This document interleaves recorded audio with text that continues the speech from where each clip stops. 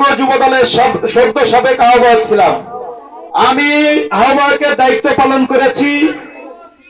বাংলাদেশে একটা নতুন স্বাধীন হয়েছে, আপনারা সবাই জানেন।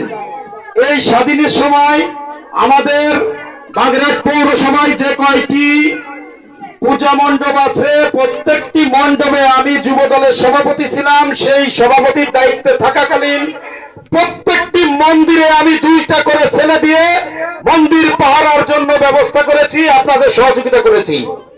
প্রিয় ভাইরা, আমাদের বাগেরহাটের নেতা, দীর্ঘদিনের নেতা, আমার নেতা, জননেতা জনাব এম এ সালাম সাহেবের আমাদের প্রতি প্রত্যেকটা কর্মীর প্রতি তার আহ্বান আছে, বার্তা দেওয়া আছে। যার যার এলাকায় হিন্দু, বৌদ্ধ, খ্রিস্টান, সংখ্যালঘু বলতে কোনো কথা নাই।